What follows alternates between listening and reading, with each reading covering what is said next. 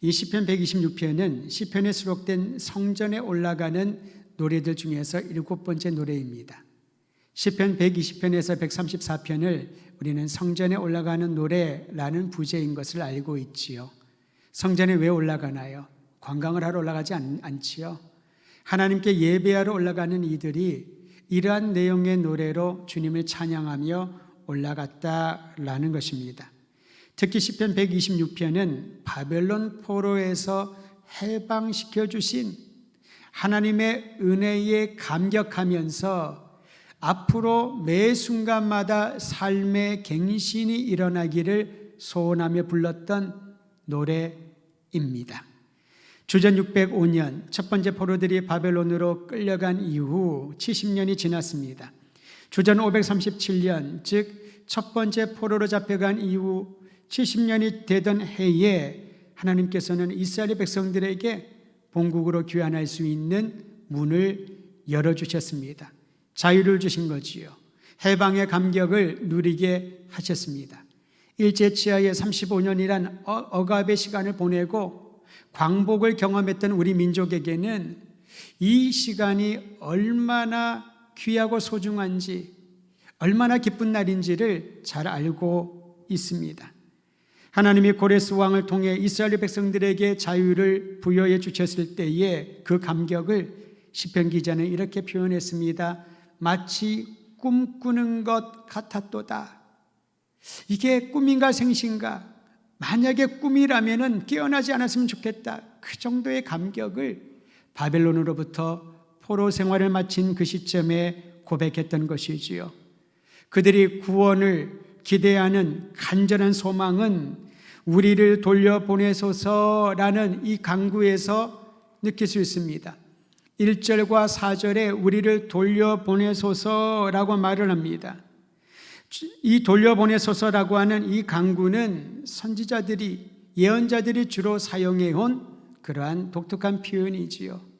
하나님, 죄악 많은 이 세상을 돌려보내주소서, 하나님께로 돌이키게 하소서, 더 이상 진노와 심판 가운데 머물지 않고 하나님의 은총이 흘러넘치는 그러한 상황으로 돌려보내 주소서. 간절한 회복의 열망을 가지고 있는 표현이 돌려보내소서라는 겁니다. 여러분, 우리가 지난 시간 동안 얼마나 이 기도를 많이 하고 있습니까? 하나님, 우리를 회복시켜 주소서, 일상으로 회복시켜 주소서, 신앙의 회복을 허락하여 주소서, 우리의 삶에 새로운 계기가 마련되게 하소서, 돌려보내 주소서.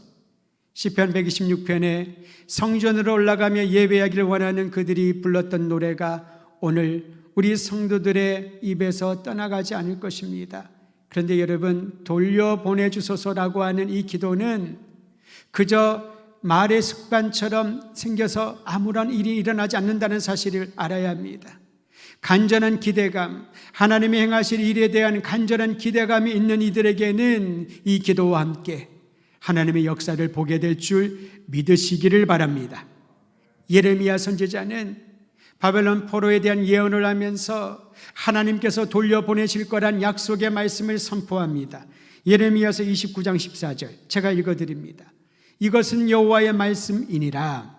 나는 너희들을 만날 것이며 너희를 포로된 중에서 다시 돌아오게 하되 내가 쫓아 보내었던 나라들과 모든 곳에서 모아 사로잡혀 떠났던 그곳으로 돌아가게 하리라.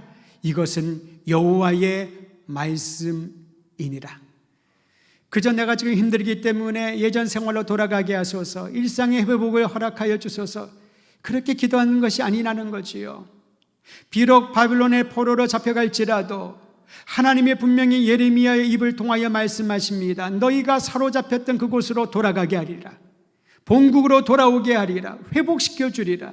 이전과는 전혀 다른 새로운 마음으로 새로운 삶을 경험하게 되리라. 예레미야의 이 약속에, 하나님의 말씀의 약속을 믿고 포로 생활을 보냈던 이들이 우리를 돌아오게 하소서 간절히 기도했던 것이지요.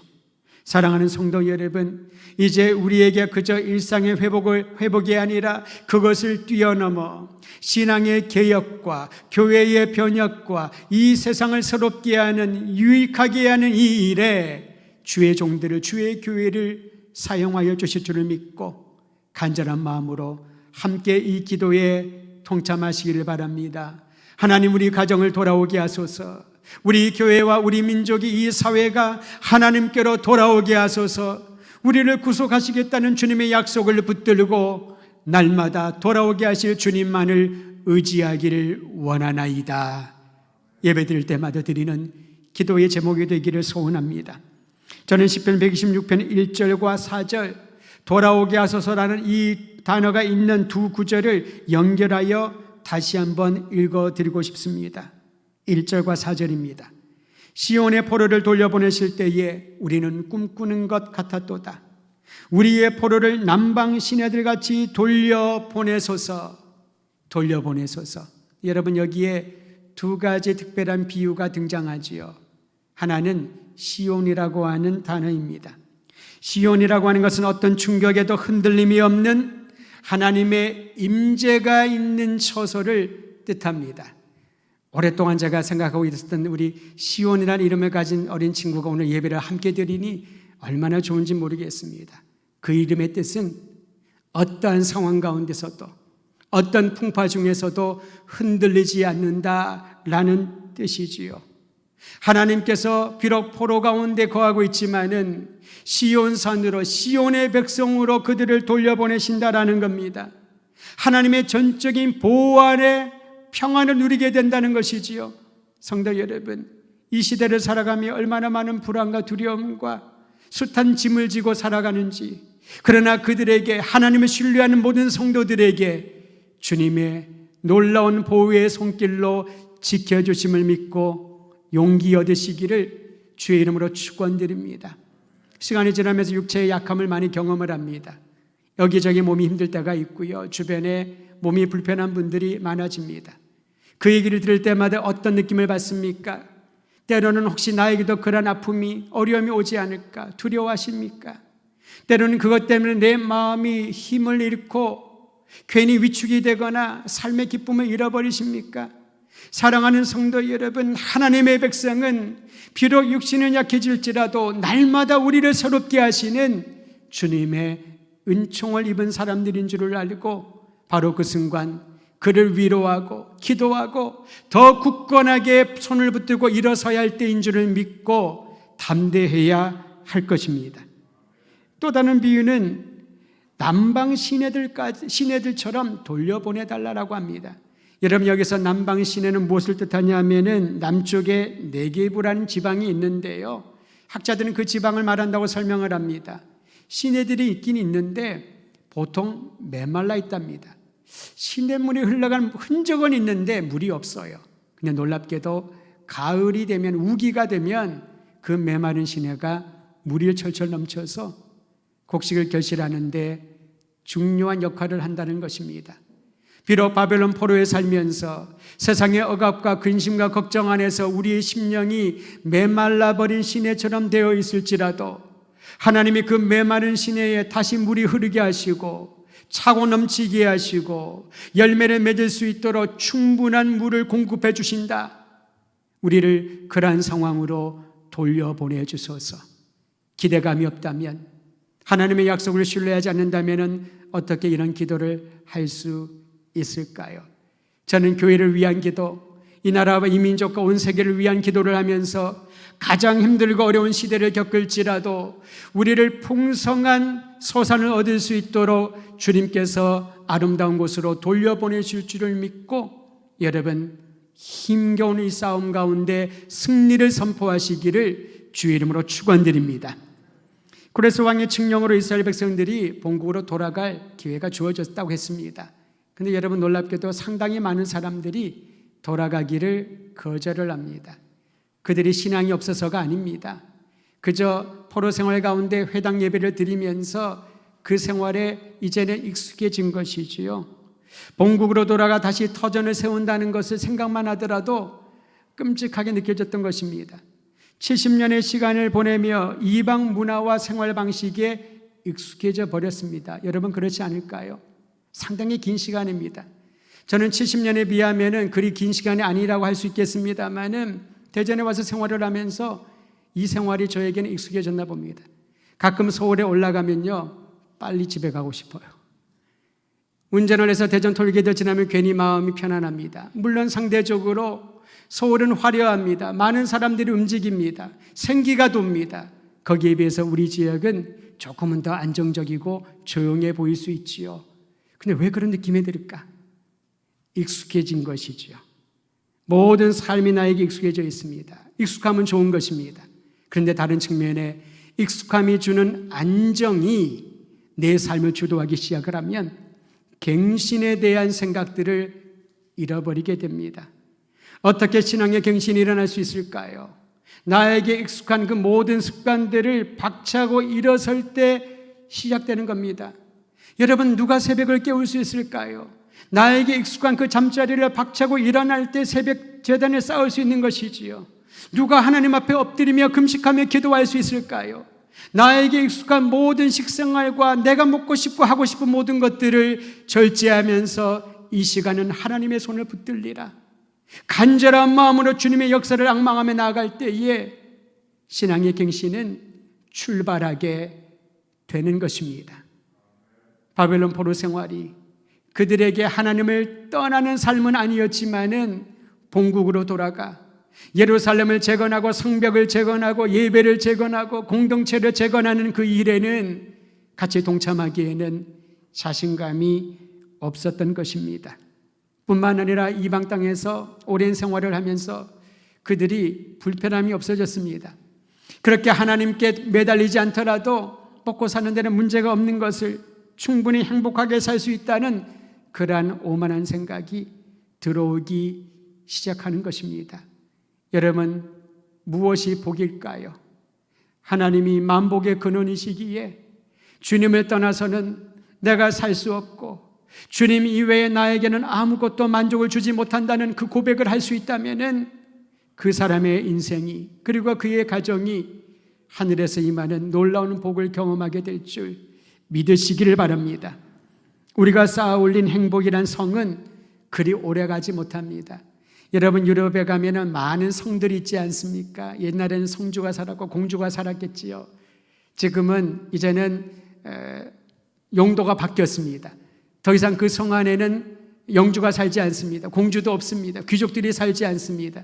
관광장소요, 사람들이 음식을 먹는 식당으로 바뀌기도 합니다. 우리가 생각했던 멋진 성, 행복이라는 성은 이처럼 시간이 지나면은 용도 변경이 된다는 겁니다. 존 밀턴이 신라고래라는 책에서 행복에 대하여 언급한 한 구절이 있습니다. 우리가 되새겨볼 필요가 있습니다. 밀턴이 이렇게 말합니다. 내가 행복하구나. 하지만 그 행복은 그리 오래 가지 아니하리라.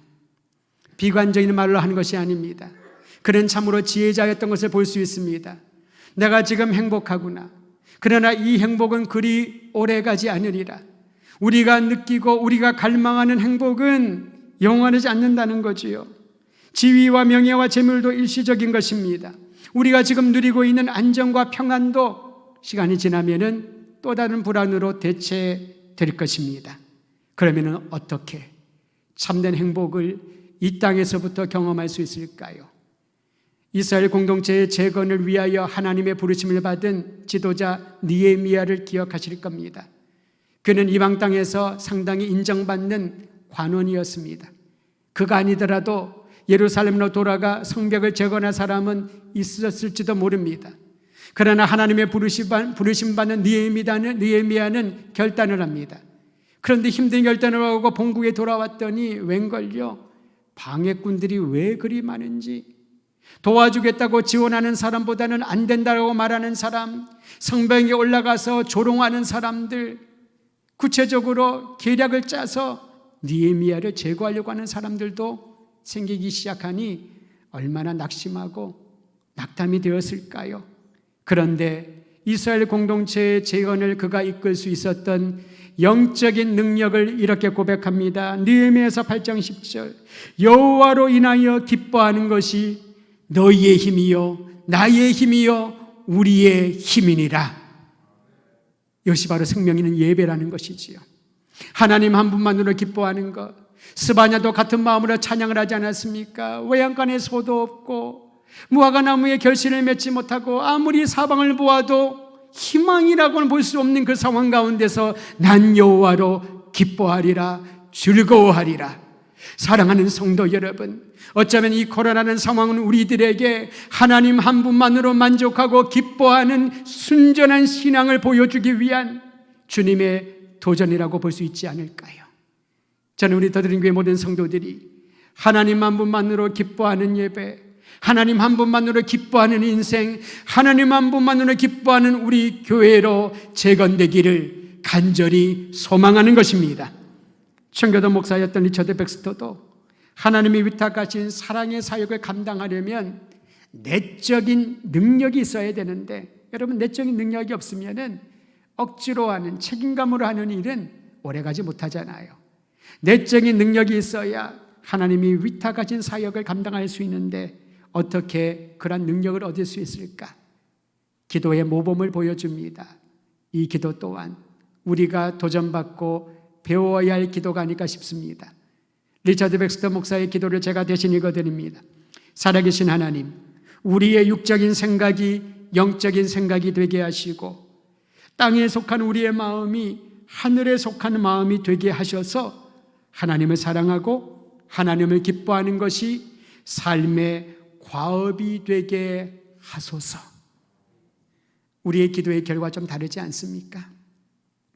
물론 이 기도 가운데 우리의 필요를 구하는 기도, 하나님의 도우심을 구하는 기도가 다 포함되어 있습니다. 근데 그는 간절히 기도합니다. 주님, 나에게 내적인 능력이 일어날 수 있는 것은 하나님만을 사랑하고 하나님만을 기뻐하는 것이 우리 삶의, 나의 삶의 과업이 되게 하옵소서. 과업은 무엇입니까? 분명히 이루어야 될, 끝을 봐야 될 일이 과업 아니겠습니까?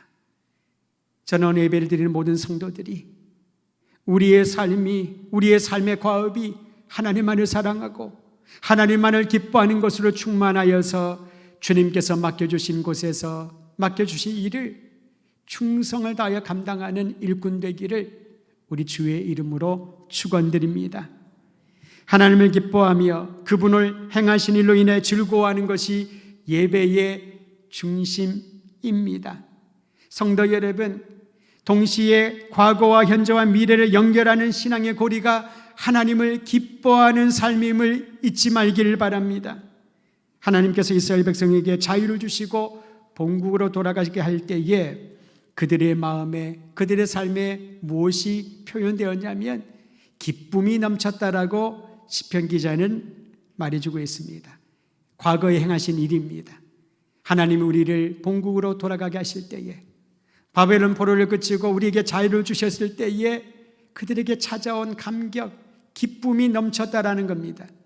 시편 126편은 이 기쁨과 관련된 단어를 5번이나 반복하였습니다. 2절에 보면 웃음과 찬양이라고, 우리 개정개혁에는 찬양이라고 번역을 했습니다마는 이 의미는 기쁨의 환호로 넘쳤다, 기쁨의 찬양이 넘쳤다, 그런 뜻입니다. 3절의 기쁘도다, 5절의 기쁨으로, 6절의 기쁨으로 5번에 거쳐서 하나님이 행하신 구원의 역사에 대한 기쁨을 표현하고 있습니다. 사랑하는 성도 여러분, 우리는 어떤 일로 환호하나요? 어떤 일로 기뻐하나요? 위드 코로나를 시작을 하면서 큰 변화 중에 하나가 요즘 프로야구 플레이오프 기간이더군요. 잠깐 지나가는데 그 화면이 보이는데요, 제가 깜짝 놀랐습니다. 상당히 많은 사람들이 잠실 경기장에 모여서 응원을 하는데, 물론 소리를 치고 함성을 지르지 말라고 얘기를 하지만은 그게 잘 안 되는가 봅니다. 그들이 지지하고 응원하는 팀이 안타를 치고 홈런을 치고 역전을 하니 그들이 환호를 하는데요, 그거 환호하라고 누가 돈을 줬습니까? 자기 돈 주고 비싼 값 대가를 지불하고 거기에 가서 그렇게 환호를 합니다. 과거의 고통과 어려움을 다 사라진 것처럼 보입니다.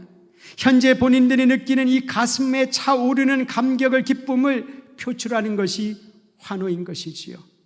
하나님이 우리를 구속해 주셨는데 그리스도 예수의 십자가의 은혜로 우리를 구원해 주셨는데, 여러분, 우리는 그 과거를 잊고 살 때가 얼마나 많은지 모릅니다. 세상의 일에 환호하다가 하나님이 주신 구원의 은총에 환호하지 못하는 우리를 범하지 않고 우리를 구속하신 주님의 은혜에 환호하고 감격하며 기뻐함으로 새로운 미래를 기대할 수 있는 믿음이 있게 되기를 간절히 소망합니다. 시편 126편 3절은 이렇게 말합니다. 여호와께서 우리를 위하여 큰 일을 행하셨으니, 무슨 큰 일일까요? 바벨론 포로로부터 회복시켜 주신 것, 돌아가게 하신 것, 재건케 하신 것, 하나님의 백성의 정체성을 회복시켜 주신 것, 오늘날 우리를 위하여 행하신 큰 일이 있습니다. 그로 인하여 기뻐 찬양하십시다. 그리스도 예수 안에 허락하신 구속의 은총이니 어느 누구도 앗아갈 자가 없고, 오늘 이 시간 예배드리는 모든 주의 백성들에게 주신 감격과 환호의 이유인 것입니다. 신앙의 침체는 언제 올까요? 하나님이 행하신 구원의 감격을 잊고 살 때, 그 감격이 무디어질 때에 찾아옵니다.